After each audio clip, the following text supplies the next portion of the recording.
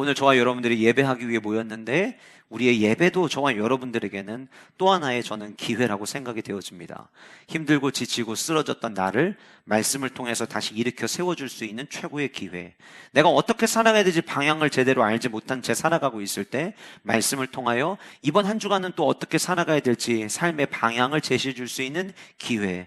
때로는 아무도 내 마음을 모를 거야 라고 생각해서 혼자 눈물을 흘리고 있었는데 예배 시간에 나와서 말씀을 들을 때 오늘 이 말씀이 나를 위한 말씀이었고 그 말씀을 통해서 하나님은 나를 다시 세우기를 원하시는구나 라고 하는 하나님 아버지의 마음을 발견하는 최고의 기회. 어쩌면 오늘 또 우리에게는 그런 기회가 아닐까 생각을 해봅니다. 그러나 기회가 주어졌다고 모두가 그 기회의 주인공이 되지 않는 법이죠. 아까 말씀드린 것처럼 나중에 알고 보니 그 강의를 했던 선생님이 알고 봤더니 수능 문제를 출제했던 선생님들이었다. 그거를 나중에 뒤늦게 알게 된다 한들 그게 무슨 의미가 있겠느냐라고 하는 거예요. 제가 오늘 여러분들에게 이 말씀을 드리는 이유는 오늘 본문 속에 등장하는 벨릭스라고 하는 인물이 저는 사실 사도행전 25장으로 넘어가려고 하다가 이 24장 마지막 다루지 않았던 본문들을 묵상하는 가운데 계속 말씀이 이 본문 가운데 마음이 머물게 되었고 이 말씀을 놓고 기도하던 중에 하나님께 제안해 주셨던 마음은 좋은 기회가 있다고 그 기회를 다 얻는 게 아니다라고 하는 것을 저에게 말씀해 주기를 원하시는 것 같았어요. 그래서 오늘 이 본문에 담겨져 있는 이야기들을 벨릭스라고 하는 인물에게 어떤 일이 일어났는가를 여러분들과 함께 살펴보려고 하는데 우리가 너무 오랜만에 지금 사도행전 말씀으로 다시 돌아왔기에 사도행전 24장의 전체적인 줄거리를 아주 간략하게만 말씀드리고 오늘 본문으로 이어가 보도록 하겠습니다. 예루살렘에서 소동이 있었고요. 그리고 예루살렘에 있는 천부장이 결국 사도 바울을 가이사랴로 보내게 되었죠. 그때 당시 가이사랴의 헤롯궁에서 5일이 지나고 났을 때 예루살렘에서부터 대제사장 아나니아와 장로들 그리고 변호사 더둘로가 사도 바울을 고소 고발하기 위해서 다시 모이게 됩니다. 벨릭스의 마음을 사기 위해서 그들은 거짓 증언도 했어요. 당신 때문에 우리가 이렇게 평화를 누리고 있다고. 뒤에서는 그렇게 벨릭스 욕하던 사람들이 벨릭스 때문에 나라가 조용할 날이 없다고 이야기하던 사람들이 벨릭스 앞에서는 당신이 너무 통치를 잘해서 우리가 너무 평안한 삶을 살고 있다고 거짓 이야기를 합니다. 그의 마음을 사로잡고 난 이후에 사도 바울에 대해서 이렇게 증언을 하기 시작하죠. 저 사람은 전염병과 같은 사람입니다. 저 사람은 나사렛 이단입니다. 당신들도 지켜주는 그 성전을 더럽히는 사람입니다. 아마 당신이 내 말이 사실인지 아닌지 증언해보면 충분히 알 수 있을 거고 사도 바울이 죄인이라는 사실을 금방 알아차릴 수 있을 겁니다. 나중에 벨릭스가 더둘로의 이야기를 다 듣고 난 다음에 고개를 끄덕이며 사도 바울에게 말할 기회를 줍니다. 사도 바울이 입을 열어서 이야기합니다. 내가 예루살렘에 올라온 지 10일밖에 되지 않았습니다. 내가 아는 사람이 있는 것도 아니고 10일 만에 올라와서 내가 무슨 선동을 한단 말입니까? 그리고 사람들에게 한번 물어보십시오. 내가 어디서든 길에서든 어디 뒤에서든 사람들 모아놓고 변론하거나 어떤 무엇인가에 대해서 모의를 하는 것을 본 사람이 있다면 그들을 증인으로 세우십시오. 그러나 어느 누구도 증인으로 설 수 있는 사람은 없을 겁니다. 왜냐하면 그런 일을 하지 않았기 때문이죠. 저들이 저렇게 나를 잡아들이려고 하는 이유는 단 한 가지 문제 때문입니다. 나는 부활이 있다라고 이야기하고 있는데 저들은 부활이 없다고 말하고 있고 그래서 그들은 자기들이 믿고 있는 것에 내가 반대되는 이야기를 한다는 그 기분이 상했다는 이유로 지금 나를 잡으려고 하는 것이지 내 안에 잘못한 일 없습니다 라는 이야기를 하게 됩니다. 그리고 나서 오늘 저와 여러분들이 읽었던 22절의 본문이 이어지는 거예요. 벨릭스가 이 도에 관한 것을 더 자세히 아는 고로 성경은 뭐라고 이야기하냐면 벨릭스가 지금 처음 듣는 게 아니라 이 그리스도의 도에 대해서 많이 알고 있다라고 이야기를 합니다. 어떻게 그가 많이 알고 있는지 잠시 뒤에 함께 계속해서 살펴보도록 하겠고요. 그래서 벨릭스는 지금 천부장이 자기가 판결을 내리지 못해서 야밤도주하듯 사도 바울을 벨릭스에게 보냈는데 벨릭스가 자기가 봐도 사도 바울에게 죄가 없는 거예요. 로마 시민권을 가지고 있는 그가 죄가 없는데 죄인 취급하면 천부장이 느꼈던 그대로 총독도 나에게 나중에 잘못된 일로 돌아오지 않을까라고 하는 염려를 가져서 뭐라고 이야기하냐면 천부장 루시아가 내려올 때까지 나는 못하겠다. 니들이 다시 천부장이 오면 그때 이 문제를 처리하라고 요구를 합니다. 그러고 난 이후에 23절 말씀해 보시면 총독 벨릭스가 백부장을 따로 불러서 부탁을 합니다. 어떤 부탁을 하냐면 야, 이 사도 바울 좀 자유 좀 줘. 너무 옥에만 가둬두지 말고 좀 느슨하게 해줘도 돼. 만약에 주변에 친구들이 와서 돌봐주려고 하거든 좀 돌봐주라고 해. 만약에 면회를 계속 신청하면 면회 가서 계속 하게 해줘. 웬일인지 되게 호의적인 반응으로 이 이야기가 끝나고 난 이후에 오히려 사도 바울에게 더 잘 대해주려고 하는 모습을 총독 벨릭스의 모습을 통해서 우리는 발견을 하게 됩니다. 그리고 나서 수일의 시간이 지나서 벨릭스가 그 안에 드루실라와 함께 예수 그리스도에 대한 이야기를 듣게 되고, 그때 사도 바울은 이 벨릭스에게 세 가지에 대해서 이야기를 했다고 성경은 기록하고 있는데, 첫 번째는 의에 대해서, 두 번째는 절제에 대해서, 세 번째는 장차 오는 심판에 대해서 이야기를 했다고 합니다.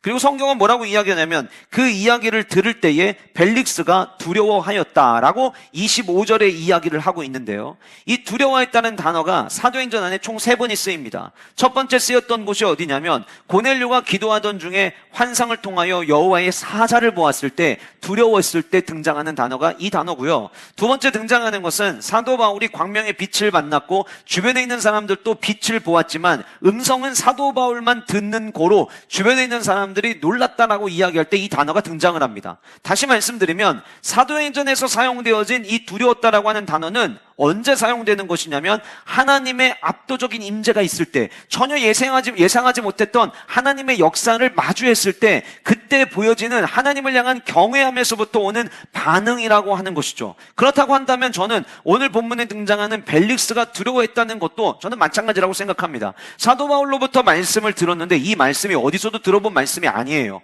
말씀을 듣는데 왠지 모르게 마음에 떨림이 있어요. 말씀을 듣는데 내가 지금 제대로 살고 있나? 에 대한 질문을 하게 되는 거죠. 지난주에 우리가 함께 예배신자 초청해서 예배 드릴 때 제가 여러분들에게 이런 질문을 드렸습니다. 여러분들의 삶의 목적은 죽음 이전으로 설정되어 있습니까? 아니면 죽음 이후로 설정되어 있습니까? 어떤 분들이 끝나고 나서 내가 살아가는 목적이 어디에 내 삶의 목적이 있는지에 대해서 다시 한번 점검할 수 있는 기회였다라는 이야기를 우리 전도회 온 성도님들 통해서 제가 이야기를 들었습니다. 말씀을 듣다 보면 맞아. 나는 지금까지 열심히 이 땅에서의 삶을 분주하고 바쁘게 살아가고 있는데 만약 이게 전부가 아니라면 어떡하지?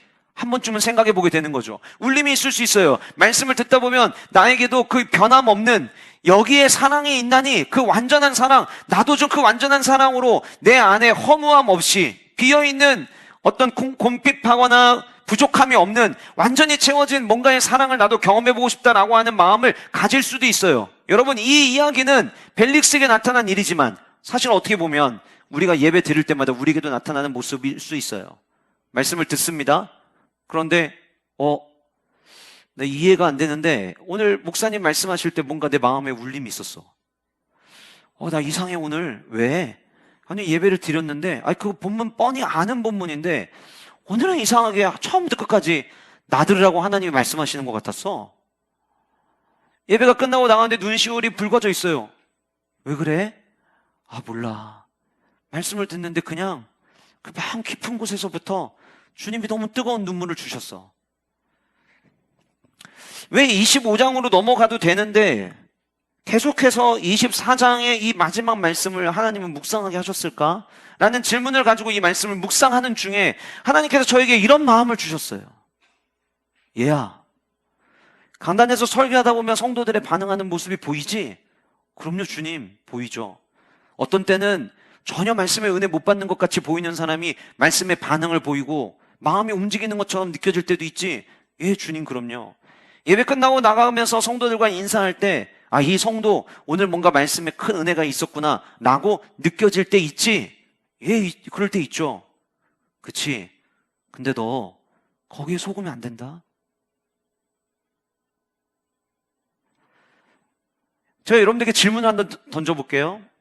신약성경, 구약성경 말고 신약성경에 국한하여서 신약성경에 등장하는 인물들 중에 단 한 사람을 오늘 여러분들에게 만날 수 있는 기회를 준다고 하면 여러분들은 누구를 만나고 싶다고 이야기하시겠습니까? 누구를 만나고 싶으세요? 신약성경의 안에서? 저는 예수님입니다. 제일 먼저 예수님을 만나보고 싶어요. 나중에 천국 가도 삼위일체 하나님을 만나겠지만 먼저 유독 찾고 싶은 분이 있다면 저는 예수님을 만나 뵙고 싶을 것 같아요. 나를 위해 십자가에 못 박히신 그 손과 발, 도마가 직접 눈으로 확인했던 것처럼 뭔가 확인하고 싶은 마음들, 나를 위해 면류관 쓰였던 그 자국들, 옆구리에 찔렸던 창에 있는 그 위치들 한 번쯤은 확인하고 싶고, 주님, 저를 구해주셔서 감사합니다라는 말씀을 먼저 드리고 싶을 것 같아요. 아마 대부분의 성도님들도 신약 성경 안에서 인물에서 만약에 국한해서 질문을 던진다면 저도 예수님 한번 만나보고 싶어요. 꿈에서라도 예수님 한번 만나보면 좋겠어요 라고 이야기하시는 분들이 계실지도 모르겠습니다. 그럼 만약에 예수님을 제외하고 신약 성경에서 두 번째로 여러분 만나고 싶은 분이 있다면 여러분들은 누구십니까? 저는 사도 바울입니다. 왜냐하면 사도 바울은 참 대단한 삶을 살았던 사람이었어요. 그의 회심의 과정도 너무 위대했지만 그는 성경에 오늘날까지 전 세계의 교회들이 세워질 수 있도록 어떻게 보면 성경에 있는 모든 내용을 교리라고 하는 것을 정리해 줬던 첫 번째 인물이었고, 예수 그리스도의 그 복음을 너무나도 구체적이고 너무나도 논리적으로 잘 정리해 줬던, 어떻게 보면 첫 번째 주님의 제자이기도 하지만 어떻게 보면 사도 바울은 진정한 성경의 교사가 아니었나라는 생각을 합니다. 그래서 저는 사도 바울을 만나고 싶습니다. 또 제가 사도 바울을 만나고 싶은 이유는 사도 바울은 최고의 복음 전도자였기 때문이에요.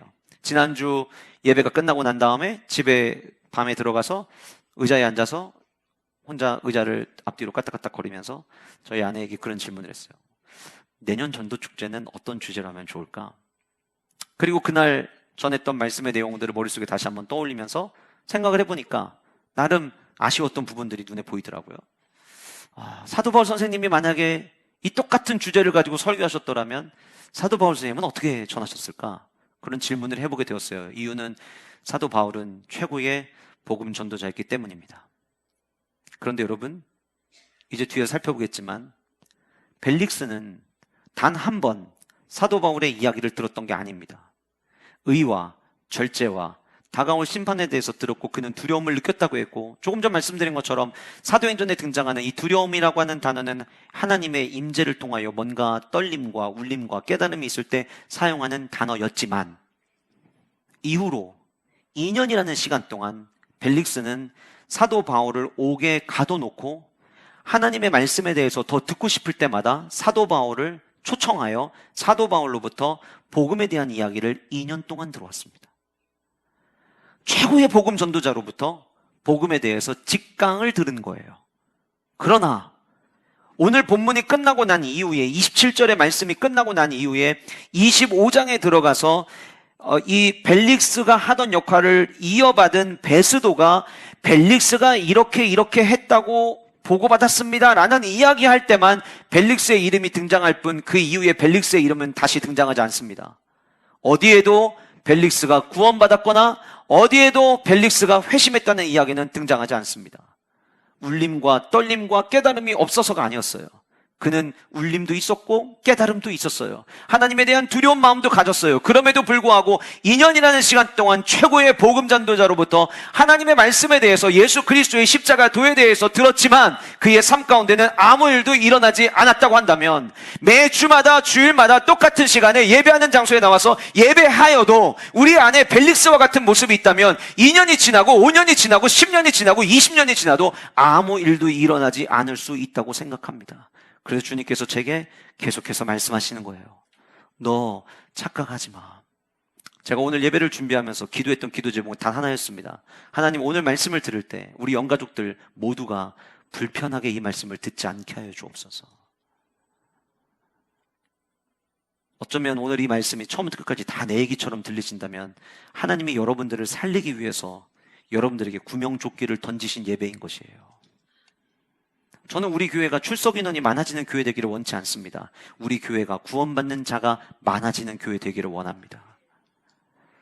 그렇다고 한다면 오늘 이 말씀 속에서 벨릭스가 두려워 떨었다라고 하는 그 세 가지, 의와 절제와 다가오는 그 심판에 대해서 왜 그는 그 이야기를 듣고 두려워했을까에 대해서 먼저 좀 여러분들과 나누고 싶어요. 이 이야기를 드릴 때에는 여러분들에게 제가 꼭 벨릭스가 어떤 인물인가에 대해서 소개를 좀 드려야 되겠죠. 여러분들 기억나실지 모르겠지만 벨릭스라는 이름은 사실은 23장 마지막에 제일 먼저 등장을 했고요. 그때 말씀 등장할 때 제가 여러분들에게 나중에 이 벨릭스에 대해서 제가 조금 더 자세히 말씀드리겠다라고 이야기하고, 지금 말씀드리면 여러분들이 잊어버리실 테니까 나중에 말씀드리겠습니다라고 이야기하고 이렇게 접어뒀습니다. 그 이야기를 오늘 좀 여러분들에게 드리려고 해요. 왜냐하면 벨릭스가 누구였는가를 여러분들이 잘 아시면 그가 의와 절제와 다가오는 장차 오는 심판에 대해서 왜 두렵고 떨었는지 우리는 조금 더 이유를 쉽게 찾을 수 있기 때문입니다. 벨릭스라고 하는 이 총독의 풀네임은 마르쿠스 안토니우스 벨릭스라고 하는 이름을 가지고 있고요. 이 벨릭스는 AD 52년부터 유대 총독으로 가이사랴를 다스리고 있었습니다. 그런데 이 벨릭스는 원래 처음 신분은 노예였습니다. 다시 말씀드리면 그는 노예였다가 총독이 된 인물이에요. 엄청난 신분 상승을 경험한 사람이 바로 이 벨릭스라고 하는 인물인데요. 이 벨릭스에게는 형이 있었습니다. 그 형의 이름은 팔라스라고 하는 인물입니다. 이 두 사람을 이해하기 위해서 한 사람을 다시 여러분들에게 소개를 해야 되는데, 글라우디오라고 하는 당시에 여러분들이 이 글라우디오 어딘가 내가 한번 들어봤던 것 같은데 라고 하는 생각이 여러분 들으실 텐데, 사도행전 18장에 사도 바울이 전도 여행을 하는 동안 고린도에서 아굴라와 브리스길라를 만나게 됩니다. 근데 그들이 왜 거기 와 있게 됐냐면, 원래 예루살렘에 머물던 그들이 예수 그리스도를 믿는다는 이유로 말미암아 예루살렘에서 쫓겨났어요. 쫓겨나서 온 곳이 어디였냐면 고린도였고, 그 고린도에서 거류하고 있을 때 전도 여행에 왔던 사도 바울을 만나게 되었고, 그때 그들을 쫓아냈던 인물로 사도행전 18장에 등장하는 그 황제의 이름이 그라우디오 황제입니다. 이 그라우디오 황제에게는 어머니가 있었는데 그 어머니의 이름이 안토니오라고 하는 이름이었어요. 이 안토니오 아래에서 노예 생활을 했던 사람이 바로 벨릭스와 팔라스였습니다. 그런데 조금 전에 제가 설명드린 것처럼 글라우디오는 유대인이었다가 개종한 사람들을 핍박하고 박해하는 일을 굉장히 많이 하였고, 그로 인해서 말씀드린 것처럼 브리스길라와 아굴라도 도망 나오게 됐는데, 이 팔라스가, 벨릭스의 형이었던 팔라스가 어머니였던 이 글라우디오의 어머니였던 안토니오에게 어떻게 개종한 사람들을 핍박하면 효과적일지에 대한 아이디어를 계속해서 제공을 해줬어요. 그러니까 어머니는 자기 아들이 황제로서의 역할을 잘 하기를 원하는 마음으로 노예였던 팔라스가 옆에 와서 도와주면서, 지금 같은 때에 이런 방법으로 핍박하면, 지금 같은 때에 이런 방법으로 괴롭히면 아마 효과가 있을걸요? 라고 얘기를 해주면 그 이야기를 글라우디오에게 전달을 해준 거예요. 글라우디오가 그 이야기를 들으면, 아니 어머니 어디서 그런 좋은 생각을 하셨어요? 우리 집에 노예가 있는데 우리 집에 그 노예 중에 팔라스라는 애가 늘 나한테 이런 얘기를 해줘. 그놈 꽤 쓸만한 놈인데요? 그래서 이 자기가 생각하는 유대인들을 핍박하는 일들이 성공을 하면 기분이 좋으니까 하사품을 주는 거예요. 돈을 주는 거예요. 그러면 이때부터 팔라스는 벨릭스와 함께 노예의 신분이지만 돈을 계속해서 모으기 시작을 합니다. 그렇게 돈을 모으고 있는 과정 중에 이 안토니오가, 이 노예가 너무 두 사람이 성실하게 나를 섬기고 자기 아들의 역할까지 너무 많은 이익을 주니까, 야, 너희들 그만 노예해. 너네 이제부터 자유롭게 살아. 그래서 이 노예에게 자유권을 허락을 해줘요. 그래서 이때부터 두 사람이 노예에서부터 벗어납니다. 여러분, 그날 얼마나 행복했을까요? 당시에 노예로 팔려갈 때 발가벗은 몸으로 시장에 내놓은 물건처럼 팔려서 정말 많은 고생을 했고, 그 고생하면서 그래도 어떻게든 한번 버텨보자, 살아남아보자, 두 형제가 그래도 형이 있어서 의지가 된다, 동생이 있어서 그래도 의지가 된다. 야, 우리 여기서 이렇게 노예로 살다가 끝날 인생 아니야. 야, 우리도 뭔가 한 방을 노려야 돼. 막 생각을 하다가 어떻게 하다 보니까 글라우디오가 그의 아들이라는 사실을 알고 좋은 정보를 줬고, 그것 때문에 자유인이 딱 되었어요. 당신은요, 돈으로 지위를 살 수 있었습니다. 벨릭스가 계속해서 팔라스와 모은 돈을 함께 모아가지고 이걸로 총독권을 사자. 그래서 총독이 된 인물이 벨릭스였어요. 자, 그러면 여러분, 그런 벨릭스에게 사도 바울이 전했던 첫 번째는 의였다라고 성경은 이야기합니다. 이따가 제가 잠깐 설명드리겠지만 24절에 보시면 벨릭스가 그 아내 유대 여자 드루실라와 함께 이렇게 돼 있어요. 아내가 드루실라라는 여자인데 그 여자는 유대 사람이었다라고 이야기를 합니다. 유대인들에게 있어서 의는 굉장히 중요합니다. 유대인들에게 있어서 의는 우리가 율법대로 살아갔을 때 하나님으로부터 너 의로운 사람이구나 라고 인정받고 칭찬받는, 어떻게 보면 유대인들이 꿈꿀 수 있는 최고의 자리, 어떻게 보면 최고의 칭찬, 저 사람 참 의로운 사람이야. 물론 이 의롭다라고 하는 말이 우리가 이해할 때는 뭔가 도덕적이고 뭔가 윤리적인 것처럼 우리는 생각이 되어지는데, 물론 처음에 의는 그렇게 등장하진 않았어요. 그러나 율법대로 살아가는 자들을 가리켜 의롭다라고 이야기하던 구약의 배경을 우리가 떠올려 본다면, 율법대로 지키고 있던 자들의 삶의 모습 가운데는 도덕적인 모습과 윤리적인 모습도 나타났겠죠. 그러니 그 구약의 시대가 끝나고 신약의 시대에 들어왔을 때 이미 구약의 모든 예배와 구약의 모든 성전에 대한 그 개념들이 이미 다 무너진 상태에서 그들은 그 본래의 의미보다는 그냥 누가 의롭냐 의롭지 않느냐를 생각하던 때였어요.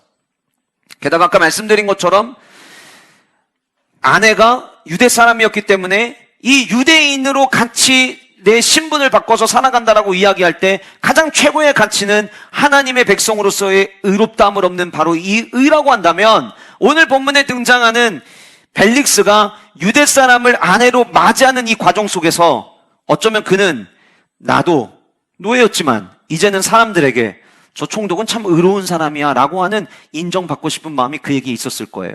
그런데 여러분, 성경은 벨릭스가 생각하는 것 같은 의를 얘기하지 않았어요. 사도 바울이 오늘 본문에 의와 절제와 다가올 심판에 대해서 이야기했다고 하지만 그냥 이렇게 제가 지금 이야기하는 것처럼 의와 절제와 다가올 심판이 있습니다 이렇게 얘기했겠어요? 아마 사도 바울은 2년이라는 시간 동안 자주 벨릭스를 만나서 이야기할 때마다 복음의 핵심, 의롭다함을 입는다라고 하는 이 사실에 대해서 전하기를 원했을 것이고, 그가 의에 대해서 가장 잘 정리해놨던 로마서의 내용들을 언급하지 않았을까 생각을 해봅니다. 로마서 3장 21절과 22절에 이런 말씀이 있습니다. 이제는 율법 외에 하나님의 한 의가 나타났으니, 예전에는 율법을 지키는 것으로 의롭다고 연결을 지었는데 이제는 그 율법 외에 새로운 하나님의 의가 나타났다고 이야기하는 거예요. 그 의가 뭐냐? 율법과 선지자들에게 증거를 받은 것이라. 그러면 그 율법과 선지자들에게 받은 증거는 무엇이냐? 22절에 이야기합니다. 곧 예수 그리스도가 증거인 거죠. 성경에 나와 있는 구약의 인물들이 예수 그리스도께서 오실 것이라고 하는 거에 대해서 예언을 했고, 그 증거, 곧 예수 그리스도를 어떤 행위가 아니라 믿음으로 말미암아 모든 믿는 자에게 미치는 하나님의 의니, 충격적인 발언이 나옵니다. 차별이 없느니라. 내가 지금까지 이 총독의 자리를 돈 주고 살 때에는 늘 받아오던 차별, 지들만 거룩하다고 하고 유대인들만 깨끗하다고 이야기하고 유대인들만 의롭다고 해서 자기의 아내도 유대 사람을 자기의 아내로 맞이해서 이제 좀 뭔가 의로운 사람처럼 살아가나 싶었는데, 그리고 많은 사람들에게 저 총독은 굉장히 도덕적이고 윤리적인 사람이야 라는 것을 보여주기 위해서 총독의 자리까지 올랐는데, 사도 바울을 통해서 듣게 된 의는 율법에 의한 것도 아니고 차별하는 의도 아니고 오직 예수 그리스도를 믿는다면 그 믿음으로 말미암아 의롭다함을 얻는다라고 하는, 우리가 알고 있는 그 복음의 정수, 복음의 핵심에 대한 이야기를 듣게 되었던 거예요. 로마서 3장 28절에 계속해서 이렇게 이야기합니다. 그러므로 사람이 의롭다 하심을 얻는 것은 율법의 행위에 있지 아니하고, 당시 모든 사람들은 얼마나 그가 착하냐, 얼마나 선하게 살아왔냐를 가지고 천국 갈 수 있냐 없냐, 하나님의 백성이 될 수 없느냐를 가지고 이야기를 했지만 율법의 행위에 있지 않고 믿음으로 되는 줄 우리가 인정하노라. 뒤에 로마서 6장 17절과 18절에 이런 말씀이 있습니다. 하나님께 감사하리로다. 너희가 본래 죄의 종이더니 너희에게 전하여 준 바 교훈의 본을 마음으로 순종하여 죄로부터 해방되어 의의 종이 되었느니라. 결국 마지막 이 6장에서 언급하고 있는 누가 의의 사람이 될 수 있는가는 전해준 말씀대로 순종하는 자가 의롭다는 것을 사도 바울은 전했을 거예요. 돈 주고 의롭다는 것을 얻는 게 아니라, 행위로 의롭다함을 얻는 게 아니라, 착한 일을 한다고 해서 의롭다함을 얻는 게 아니라 예수 그리스도를 믿음으로 의로워지는 삶의 시작을 경험하는 것이고, 그 다음 그 의로워진 삶을 출발하고 난 이후에는 하나님이 주시는 말씀을 순종할 때에 죄의 종에서 의의 종으로 신분이 전환되는 것이다 라는 이야기를 들었을 때, 지금까지 살아왔던 자신의 삶의 목적과 목표가 다 흔들린 거죠. 내가 지금까지 살아왔던 내 인생은 뭐지? 내가 그동안 그토록 개고생하고 여기까지 왔는데 내가 그토록 얻으려고 노력했던 그 의는 그렇다면 어디 가는 것인가? 그에게는 충격이 되었을 거예요. 그 이야기가 끝나고 난 다음에 사도 바울은 계속해서 절제에 대해서 이야기를 합니다. 사도 바울은 바울 서신서에서 절제를 자주 강조합니다. 가장 대표적으로 강조하고 있는 본문은 고린도전서 9장 24절과 25절에 등장하는 내용인데, 이 본문 안에서 우리 성도들을 가리켜서 운동선수 같다고 이야기를 합니다. 많은 사람들이 달리기를 하죠. 달리기에서 1등한 사람에게는 당시에 월계수로 만든 잎을 관으로 주었습니다. 모든 사람이 그 면류관을 얻기 위해서 다른 박질을 하는데, 그 다른 박질할 때 그 면류관을 바라보고 달려가는 모든 사람들은 내가 달려가는데 거추장스러운 모든 것들을 다 내어버리고 끊어내고, 절제할 것 절제하고, 내가 운동선수로 뛰기 위해서 그 운동선수로 출전하기 전까지 내가 하지 말아야 될 거 다 안 하고 구별된 삶을 살아가면서, 내가 불필요한 행동들 다 자제하면서 그 마지막 한 번의 경기를 달리기 위해서 모든 걸 준비하고, 그 경기가 시작되면 마지막 표대를 향해서 조그림을 다해서 달려가는 그 모습이 성도들의 모습이 돼야 된다. 그러면서 성도의 삶 가운데 절제를 이야기를 합니다. 우리가 잘 아는 대로 성령의 9가지 열매 가운데 이 절제를 사도 바울은 언급을 합니다. 다시 말씀드리면 절제는 그냥 이루어지는 게 아니에요. 믿음으로 말미암아 의롭다함을 얻은 자에게 성령께서 열매를 부어셔서 얻어지는 열매 가운데 하나가 절제라고 하는 것인데, 여기서 이야기하는 이 절제는, 그리고 고린도전서에서 이야기한 이 면류관으로서의 이 언급을 이야기하는 이 내용은, 우리 지금 예배드려 나온 성도들 굉장히 많이 계신데, 여러분들 지금부터 달리기 시작합니다. 여러분들 가운데 면류관 얻는 분은 단 한 분입니다. 그걸 얘기하려는 게 아니에요. 우리 모든 사람이 그 하나의 면류관을 얻기 위해서 내 삶에 절제할 것들을 절제하며 달려가는 그 자세를 가지고 우리는 성도의 삶을 살아낸다고 사도 바울은 이야기했던 거고, 그 삶을 살아가기 위해서 내 의지로 되지 않으니 성령 하나님의 도움이 필요하다라고 이야기했던 거예요. 디도서 2장 11절과 12절 말씀, 우리 같이 함께 화면 보시면서 읽어보도록 하겠습니다. 같이 읽겠습니다. 시작. 모든 사람에게 구원을 주시는 하나님의 은혜가 나타나 우리를 양육하시되 경건하지 않은 것과 이 세상 정욕을 다 버리고 신중함과 의로움과 경건함으로 이 세상에 살고. 절제는 하나님의 은혜입니다. 오늘 본문에 보시면 절제라는 단어가 등장하지 않는데 12절 말씀에 무엇이 절제인가를 보여주는 하나의 단어가 있습니다. 뭐냐면 다 버리고라는 단어예요. 하나님의 은혜를 경험한 사람은 하나님의 은혜로 양육을 받으면서 경건하지 않은 것과 이 세상의 정욕은 다 버리는 것, 그것이 성도에게 요구되는 절제라고 하는 거예요. 결국 절제는 하나님의 성품을 반영하는 것이고요. 결국 절제는 성령께서 인도하시는 대로 행동하는 삶입니다. 총독 벨릭스는 그동안 자신의 삶 가운데 인생의 성공을 위해서 그동안 계속 무엇인가를 더하는 삶만 살았어요. 어떻게 하면 더 많이 팔라스와 함께 글라우디오로부터 더 많은 돈을 얻어낼 수 있을까? 어떻게 하면 더 많은 사람들의 마음을 살 수 있을까? 어떻게 하면 글라우디오의 어머니 안토니오의 마음을 사서 자유인으로서의 삶을 살아갈 수 있을까? 그러다 보니까 자꾸 삶에 뭔가를 더하는 삶이었어요. 그런데 사도 바울이 들려주는 이야기는, 하나님이 기뻐하시는 의롭다함을 입은 자의 삶은 더하는 삶이 아니라 뭔가를 덜어내는 삶, 절제하는 삶, 버릴 거는 버리는 삶, 그것이 진리가 아니라면 과감하게 내던질 수 있는 삶, 그것이 온전한 하나님의 의를 경험한 자의 삶이라고 하는 것을 이야기를 할 때, 총독 벨릭스는 그 이야기에 지금까지 내가 살아왔던 삶의 방향들에 대하여 흔들리기 시작을 했던 겁니다. 마지막 세 번째로 장차 오는 심판에 대해서 이야기했다고 성경은 이야기합니다. 여러분, 이 심판은 우리가 지난주에도 함께 말씀을 나눴죠. 영원한 생명이 없는 게 아니라 있어요. 그 영원한 생명을 우리는 모두가 준비해야 합니다. 그리고 이것은 없던 이야기를 누군가가 만든 게 아니라 이 땅에 육신의 몸을 입고 오셨던 예수 그리스도께서 십자가에 박혀 죽으시고, 교회 다니는 사람들만, 우리만 그렇게 믿는 게 아니라 당시의 모든 역사적 자료들이 다 증언하고 있는 것처럼 예수님은 죽은 지 3일 만에 다시 살아나셨어요. 성경의 구약에 예언된 대로 그분은 말씀대로 말씀을 이루셨던 분이셨어요. 그런데 그 예수님께서 요한복음 5장에 심판에 대해서 언급을 하셨었습니다. 요한복음 5장 24절 말씀이에요. 내가 진실로 진실로 너희에게 이르노니. 예수님께서 말씀을 하실 때 진실로라는 말을 2번 이상 반복하실 때에는 어떤 의미를 갖고 있냐면, 이거는 변하지 않는 진리야 라고 하는 것을 말씀하실 때예요. 누가 뭐라고 해도, 누가 이거 아니야, 에이 그런 거 없어 라고 이야기해도 이거는 무조건 있는 얘기야. 이거는 너희들이 무조건 기억해야 돼. 그게 진실로 진실로예요. 너희에게 이르노니, 내 말을 듣고 예수 그리스도의 말씀을 듣는 거죠. 또 나 보내시니 성부 하나님을 믿는 자는 영생을 얻었고 심판에 이르지 아니하나니 사망에서 생명으로 옮겼느니라. 그 뒤에 28절에 이렇게 이야기합니다. 이를 놀랍게 여기지 마라. 내가 너희들에게 영원한 생명을 준다는 거, 영원한 생명이 있다는 거, 이거 놀랍게 여기지 말라. 무덤 속에 있는 자가 나중에 주님 다시 오시는 날 그의 음성을 들을 때가 오나니, 29절, 선한 일을 행한 자는 생명의 부활로, 악한 일을 행한 자는 심판의 부활로 나오리라. 둘 다 살아난다는 거 아니에요? 전부 다 부활하는 거 아니에요? 아니요. 여기서 말하는 선한 일과 악한 일은 성경은 이렇게 이야기합니다.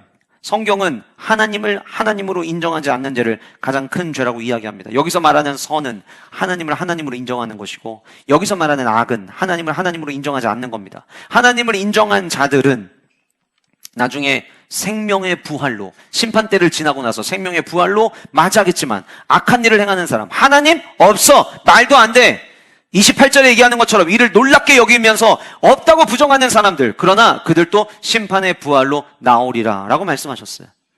왜 이게 총독 벨릭스에게 충격이 되었을까요? 자기는 자기가 지금 심판자라고 생각하고 있어요. 지금 내 앞에 있는 사도 바울조차도 내 판단에 의해서 죄인이냐 의인이냐가 나눠진다고 생각하고 있어요.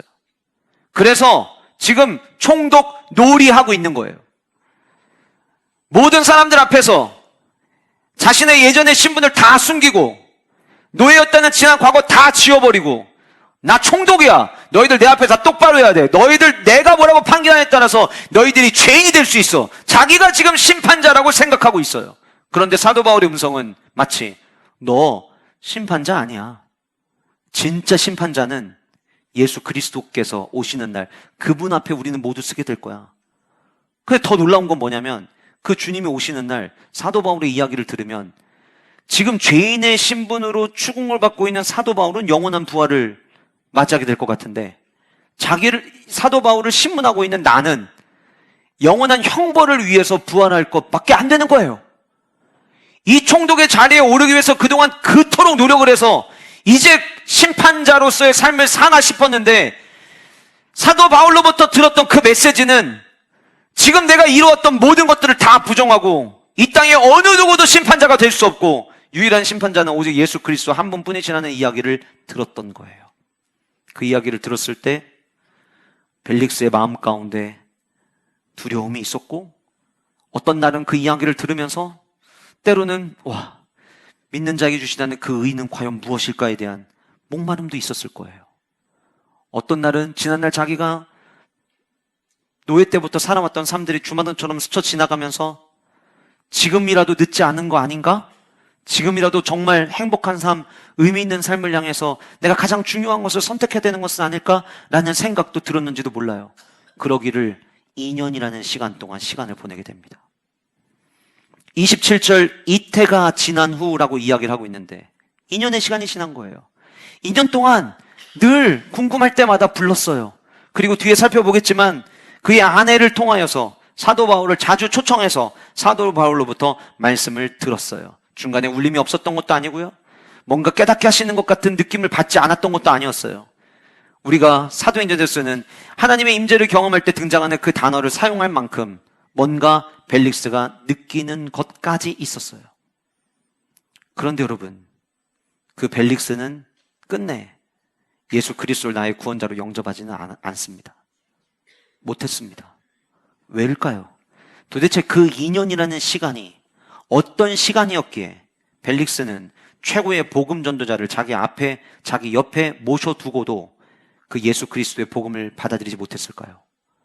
우리는 지금까지 사도행전을 살피면서 사도 바울이 가는 곳곳마다 때로는 산을 넘고 때로는 갈 수 없는 지경에 도달해서도 거기에 믿지 않았던 수많은 이방인들을 회심시켜서 가는 곳곳마다 교회를 만들고 교회를 세웠던 사도 바울의 위대한 업적들을 우리는 살펴봤어요. 물론 사도 바울이 한 게 아니죠. 성령 하나님이 하신 일이죠. 그러나 그 성령 하나님이 하시는 일에 하나님은 사도 바울을 사용하셨어요. 그토록 복음을 전하는 일에서만큼은 사도 바울만큼 귀하게 쓰임받았던 사람이 없었습니다. 그랬던 최고의 선생이었지만 그럼에도 불구하고 2년의 시간 동안 아무 일도 일어나지 않았어요. 왜요? 무엇 때문이었을까요?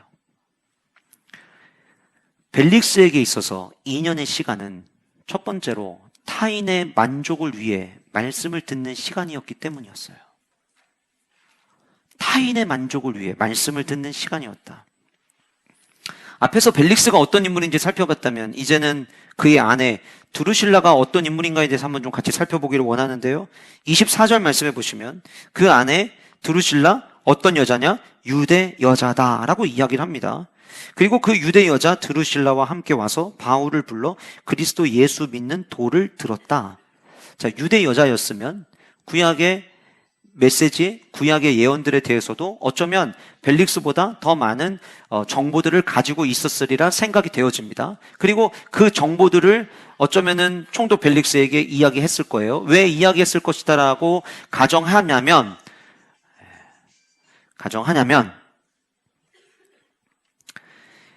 뒤에 본문의 내용을 보면 충분히 그럴 수밖에 없는 상황이라는 것을 우리는 발견을 하게 돼요. 자, 여러분, 드루실라는 예수님이 태어나실 때 동방박사들이 유대인에 다스리고 있는 왕이 있는데 왕이 나실 것이다 라고 이야기를 하고 별이 비추는 곳으로 예수 그리스도를 맞이하기 위해 갑니다. 그 소식을 듣고 당시 헤롯 대왕이 2살 밑에 아이들은 전부 다 죽이라고 명령을 내리죠. 그 헤롯 대왕의 손녀가 오늘 본문에 등장하는 두루실라입니다.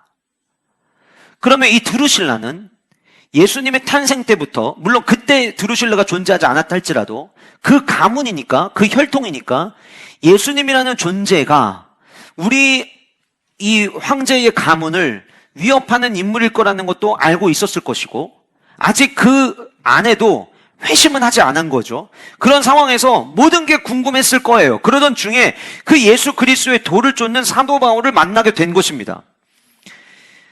당시에 이 두루실라의 나이는 20살이었다라고 이야기를 하는데, 성경학자들이 두루실라가 사실 벨릭스가 첫 번째 남자는 아니었어요. 그렇다고 그 전에 이 사람 저 사람 만난 건 아니고, 역사적 기록들을 보니까 두루실라가 처음에 한 왕국의 왕자와 약혼을 했는데, 그 약혼을 했을 때 남편 될 사람이 너는 마음에 들어. 왜냐하면 역사적 자료에 보면은 이 드루실라가 엄청난 미인이었다고 기록에 남겨져 있더라고요. 그러니까 주변에 이 여인을 얻고자 하는 사람이 얼마나 많았겠어요. 게다가 당시에는 정략적으로 결혼하는 경우들이 있었는데, 헤롯 대왕의 손녀면은 그래도 황실의 가정이니까 다들 사람들이 눈여겨보지 않았겠어요. 그러니까 한 왕이 이제 드루실라를 자기 아내로 삼으려고 했는데, 그 신랑이 될 왕자가 나는 근데 너는 마음에 드는데 난 너랑 결혼하고 해서 내가 유대교에 입교하거나 그러진 않을 거야. 그래서 약혼까지 했다가 결혼이 성사가 되질 않았다고 해요. 그리고 난 다음에 드루실라의 오빠였던 아그리파 2세가 드루실라가 16살이 되던 해에 수리아의 작은 나라인 에메사 왕과 결혼을 시켰는데, 결혼을 했어요. 이 얘기를 벨릭스가 들었는데요. 벨릭스가 듣고 아토모스라고 불리어지는 구브로의 마술사를 보내서 끊임없는 구애 작전을 펼칩니다. 너 결혼한 거 알아. 근데 너 행복하니? 너 나한테 오면 내가 더 크게 너를 행복하게 해줄 수 있어. 그래서 끊임없이 두루실라에게 나와 결혼해달라고 요청을 하고, 결국 두루실라가 자기의 남편이 있음에도 불구하고 그 남편을 떠나서 벨릭스를 선택을 하게 됩니다. 역사적 자료에 보니까 뭐라고 기록되어 있냐면, 벨릭스가 그의 아내를 구애할 때 나의 아내가 되면 이 땅에서 누릴 수 있는 최상의 행복을 누리게 해주겠다고 약속했다고 해요. 사실 이 약속은 누구나 할 수 있는 약속인데 어떻게 보면 속은 거죠.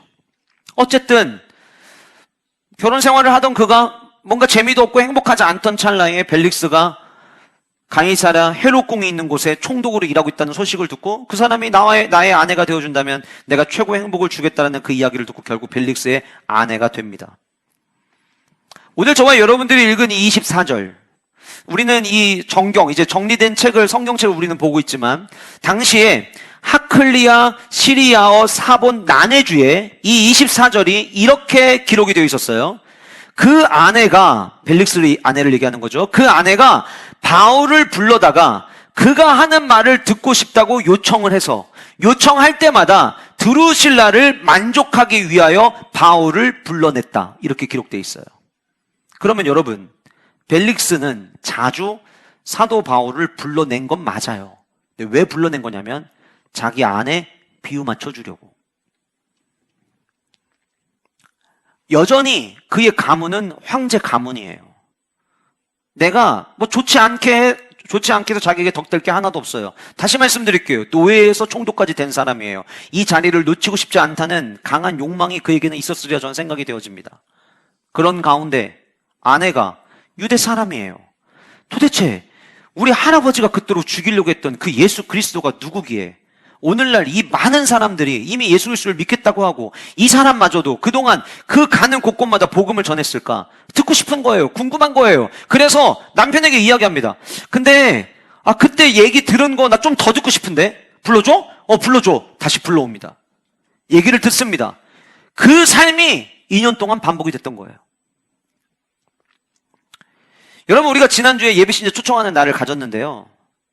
교회의 문턱을 넘지 못하는 분들에게 교회의 문턱을 넘게 하기 위해서 혹은 우리가 전도하려고 하는 그 예비신자들이 우리 아내가 우리의 자녀들이 그렇게 가서 한번 예배 드리자고 이야기를 하니까 그래 그냥 한번 들어주자 그렇게 해서 첫 발을 내디딜 수는 있습니다. 혹은 처음에 신앙생활을 하면 하나님의 말씀이 다 이해가 되질 않아요. 그러니 초반에는 이해가 되지 않던 그래도 옆에서 같이 가자고 하니까 나를 그렇게 신경 써주는 게 고마워서 몇 번, 2번, 3번, 10번, 뭐 길면은 1년까지도 그렇게 갈 수 있다고 생각이 되어져요. 그런데 여러분 만약 모든 예배에 나오는 자리마다 내가 하나님의 말씀을 듣고 그 의에 대해서 내가 더 듣기를 원하고 뭔가 그리스도께서 원하시는 그 표대를 달려가기 위해서 내 삶 가운데 덜어내야 될 것이 무엇인가 내가 더 절제해야 될 것이 무엇인가를 말씀을 통해 깨닫기를 원해서 말씀을 듣는 것이 아니라 영원한 생명을 얻는 성도의 삶을 살아가기 위해서 나는 어떤 삶을 살아야 되는지에 대해서 듣기 원하는 마음으로 말씀을 들으러 오는 것이 아니라 여전히 교회 갔다 와야 그날이 편하니까 같이 예배 드리고 와야 한 주간이 편안하니까 그래서 만약에 교회 와서 예배를 드린다면 말씀 듣는 자리에 와 있다면 2년이 아니라 5년, 10년이 지나도 절대 회심의 역사는 일어나지 않을 겁니다.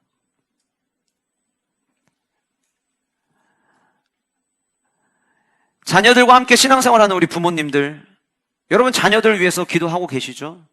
기도 진짜 열심히 하셔야 됩니다. 아이들 어릴 때는요, 엄마 아빠가 예배 빠지지 마. 너 교회 가야 돼. 어쩌면 오늘 아침에도 집에서 야, 주일이야. 얼른 빨리 일어나. 그래서 아이들이 교회 와서 예배드리는 아이들이 있을 수 있습니다. 아직 어리니까 하나님을 만나기 전까지 아이들 어떻게든 권면해서 아이들 예배하는 자리에 있게 하려고 하는 그 어머니 아버지의 마음 너무 귀하죠. 그러나 그것만이 우리가 해야 될 역할은 아닙니다. 그 아이들이요, 마음속에 내가 언제까지 예배드리러 가라고 해가지고 예배드리러 가? 나 대학만 가면은 지방으로 떠버릴 거야. 엄마 아빠 밑에서 더 이상 안 있을 거야. 엄마 아빠 밑에서 신앙생활 하는 거 지겨워. 영원한 생명? 그런 거 없어. 나는 없다고 생각해. 내가 아직 경험을 안 했는데 내가 경험하지 않은 하나님이 어디 있다는 거야? 내가 왜 우리 엄마 아빠가 비정상이지? 그런 게 어디 있어 이 시대에. 그래서 아이들이 예배하러는 나왔지만 그 예배가 엄마 아빠를 위한 예배라면 우리 아내가 너무 사정하니 그래도 여보 교회는 가야 되지 않겠어? 사정하니 와서 드리는 예배라고 한다면 자녀들이 부모님 그래도 교회는 같이 가주세요. 그래서 와서 드리는 예배라면 그 예배에는 구원의 능력이 없습니다. 벨릭스에게 2년은 자기 아내의 비유를 마치기 위한 타인을 위해서 말씀을 들었던 시간이었을 뿐이었어요. 제가 군생활 전역하는 마지막 날, 마지막 주일, 제가 이전에도 이야기한 적이 있어서 아마 기억나시는 분들 계실 거예요. 제가 이제 육군본부에서 장군 운전병으로 마지막 만기 전역을 하게 되는데 마지막 전역하기 전 주일 예배 아침 우리 장군 운전병들은 전투복을 입는 게 아니라 근무복이라는 걸 입어요. 약간의 제복 같은 걸 입는데 저는 이제 아침에 주일이니까 마지막 예배를 드리기 위해서 제복을 입고 있는데 제가 너무 아끼고 제일 군 생활하면서 시간을 많이 보냈던 제 후임 중에 오택기라고 하는 상병이 있었는데 그 택기라는 아이가 아침 일찍 근무복을 입는 거예요. 이 아이가 모시던 장군님은 주일날 운행을 부르지 않기로 너무 잘 알려진 장군님이세요. 그래서 모든 운전병이 부러워했던 친구예요. 주일이면 주말이면 주말이 보장되는 아이. 그런데 웬일인지 그날은 주일날 이 아이가 일어나서 아침부터 잘 다려진 근무복을 입더라고요. 택기야 너 오늘 운행 가니? 아니, 나 오늘 운행 안 가. 그럼 어디 가? 형 이제 저녁 하잖아. 내가 저녁 선물로 같이 교회 가줄게. 그래서 마지막 예배 때 믿어지지가 않는 거예요. 진짜? 가줄게. 그리고 막 생생을 내면서 금호복으로 막 입더라고요. 그 성전에 들어가는데 걔는 한번 가줄게지만 지난주에 사랑하는 가족 데리고 와서 예배 드신 분들 아마 저랑 똑같은 마음이었을 거예요. 성전을 들어가는 순간부터 저는 이미 감격이에요. 너무 은혜인 거예요. 그래서 들어가가지고 예배가 시작되고 이 한 번의 예배 이제 저는 이 예배를 드리고 이제 저녁을 하니까 얘를 데리고 같이 계속 예배를 드리러 나갈 수가 없잖아요. 그래서 옆에 앉은 택기의 손을 제가 잡았어요. 남자가 남자의 손을 잡고 예배 드린다는 거는 굉장히 어색한 일입니다. 그런데도 그 간절한 마음. 하나님, 얘가 이후에도 신앙생활 계속하게 해주세요. 그런데 여러분, 그 친구가 저와 함께 교회의 문턱은 넘었지만 아직 예수 그리스도를 믿지 못하고 있습니다. 좋은 선임, 비유 한번 맞춰줄게 해서 가는 그 자리는 나를 변화시키는 말씀을 들을 수 있는 자리는 아니기 때문이에요. 오늘 여러분들은 누구를 위해 이 자리에 예배하러 오셨습니까?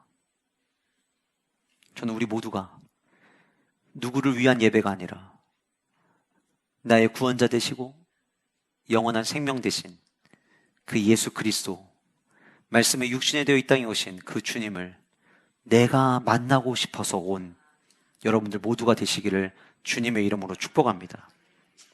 두 번째로, 벨릭스에게 2년이라는 시간은 자신의 자리를 지키기 위한 시간이었습니다. 벨릭스는 6년 동안 총독을 역임해 왔고 또 그의 아내 드루실라를 통해 이미 그리스도의 도에 대해서 많이 들어왔기 때문에 그리스도인들에 대해서도 익히 들어서 알고 있습니다. 아까 말씀드린 것처럼 그 가문 자체가 예수 그리스도와 뗄래야 뗄 수 없는 가문이었기 때문이에요. 그런데 벨릭스는 아무리 생각을 해봐도 사도 바울을 죄인이라고 심판을 내릴 수가 없는 거예요. 그 고민만 한 게 지금 2년째 한 거예요. 그 고민을 하면서 동시에 계속 사도 바울을 그때그때마다 불러다가 말씀을 듣고 뭐지? 내가 알고 있는 게 잘못된 건가? 내 마음이 막 움직이려고 할 때 막 그럴 때 있잖아요. 여기서 더 말씀 들으면은 내가 완전히 주님 내가 두 손 두 발 들고 주님께 가겠습니다 이럴까봐 그만 얘기해. 오늘 여기까지만 하자. 너 가 있어. 내가 필요하면 다시 부를게. 그게 본문에 나오잖아요. 25절 마지막 지금은 가라. 내가 틈이 있으면 너를 부르리라. 그렇게 보내기를 반복을 했어요. 그런데 여러분, 왜 그렇게 때로는 말씀을 듣다가 이거 뭐지? 나 오늘 막 심장 뛰는 거 뭐지?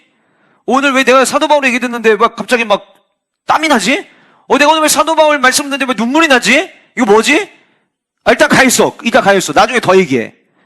그렇게 시간을 보내는 동안 결국 그러면 사도 바울의 이야기를 듣고 너는 죄가 없는 것 같아.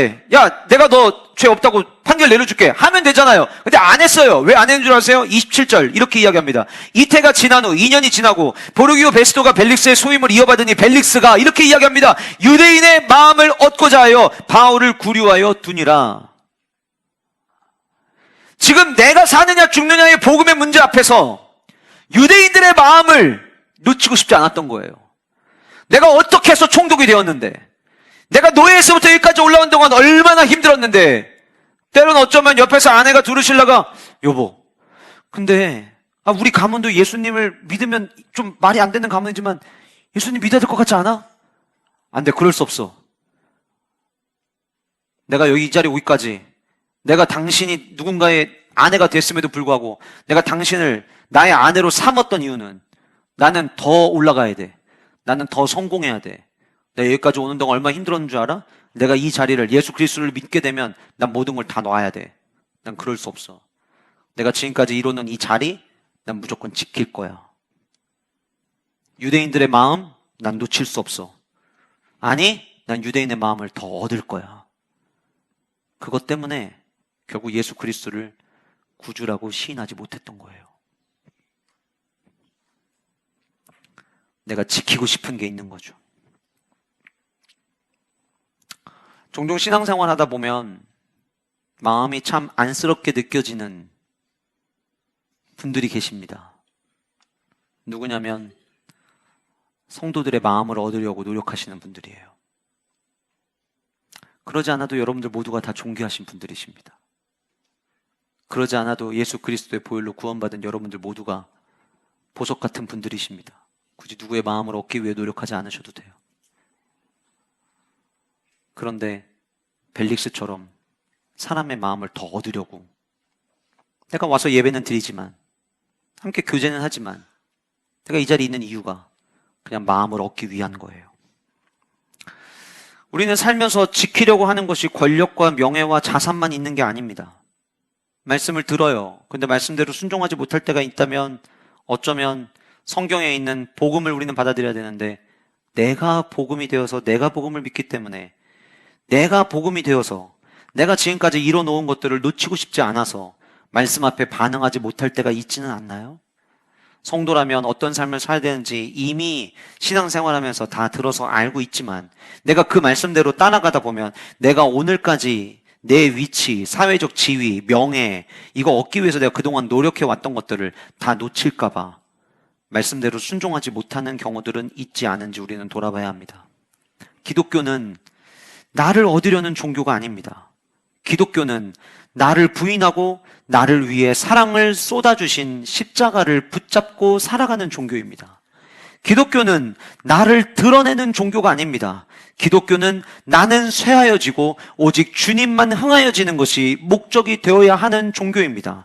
기독교는 그동안 내가 이루어둔 업적을 끝까지 지키는 종교가 아니라 기독교는 내가 얻은 모든 것을 배설물로 여길 줄 아는 종교가 기독교입니다. 혹시 내가 믿고 있는 종교가 무엇인지 잘 모르셨다면 오늘 바로 아시는 은혜가 여러분들에게 있으시기를 간절히 소원합니다. 내가 지금까지 이루었던 이 자리 나는 빼앗길 수 없어. 내가 만나보지도 않은 그 예수 그리스도 그 복음 때문에 내가 지금까지 살아왔던 거 내가 빼앗길 수 없어. 내 마음 빼앗길 수 없어. 그래서 끝까지 벨릭스는 유대인의 마음을 얻기 위해서 겉으로는 유대인의 마음을 얻는 거지만 결국 자기 자리를 지키기를 원했던 거예요.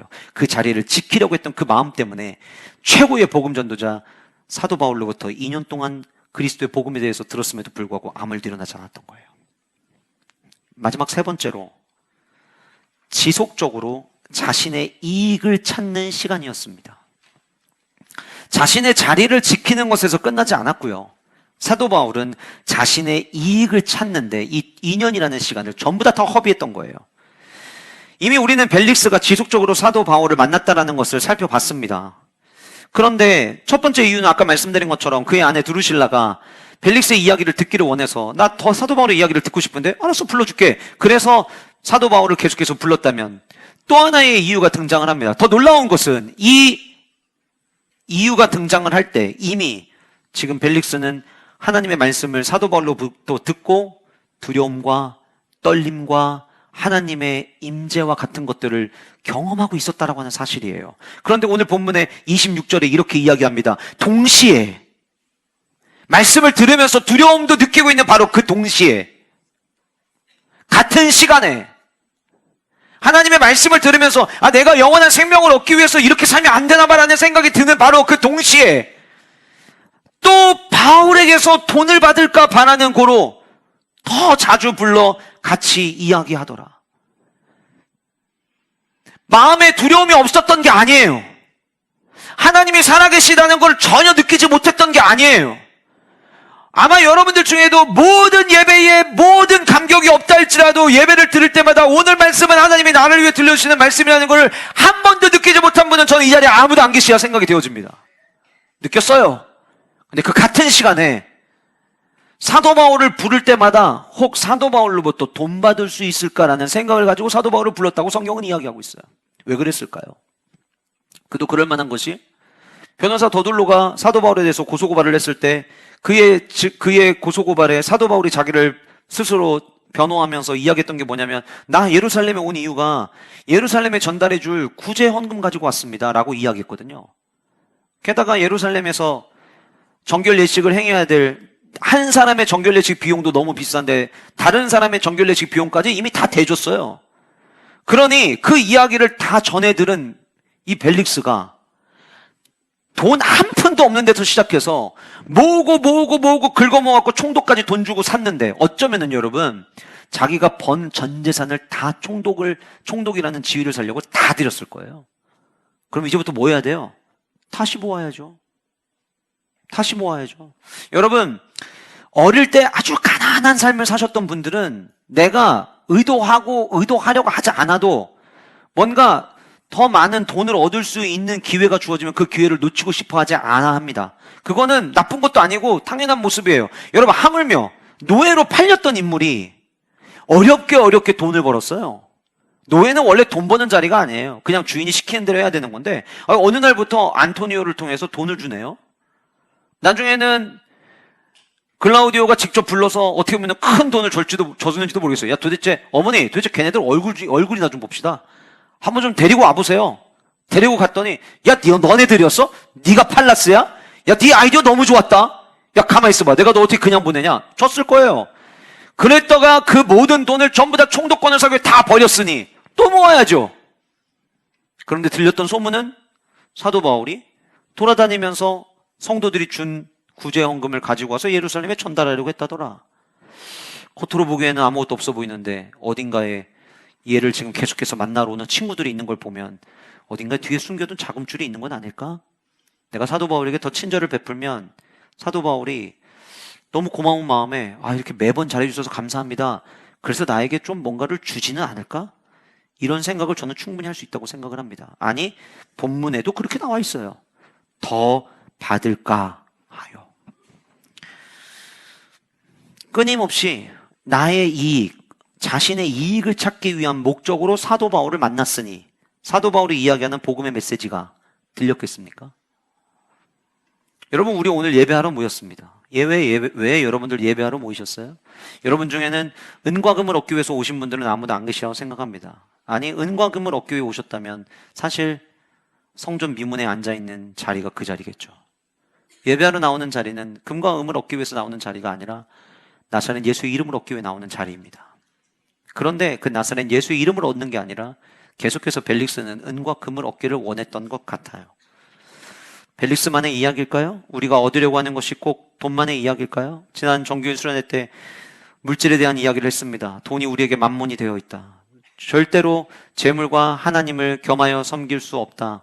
그런데 여전히 나도 모르는 사이에 물질의 이익을 얻으려고 생각하면서 내가 오늘 또 교회 가면 그래도 하나님이 날 예배하러 나왔으니까 날 잘 봐주셔서 내 사업도 잘 되게 해주지 않으실까? 혹 그런 마음으로 나와 있지는 않나요? 만약 그렇다고 한다면 우리에게 오늘 이 예배의 장소는 그저 하나님에게 얼굴 도장 잘 찍어서 내가 조금 더 많이 벌고 내가 더 많이 이익을 얻기 위한 수단에 불과할 것입니다. 우리는 하나님의 은혜를 구해서 예배하러 나오는 것이지 물질적 이익을 얻기 위해서 나오는 것은 아닙니다. 돈 얘기만 자꾸 했으니까 다른 얘기를 해볼까요? 우리가 이익을 얻는 것은 꼭 물질만은 아닙니다. 신앙생활을 하면서 말씀을 들어요? 알아요. 깨달은 것도 있어요.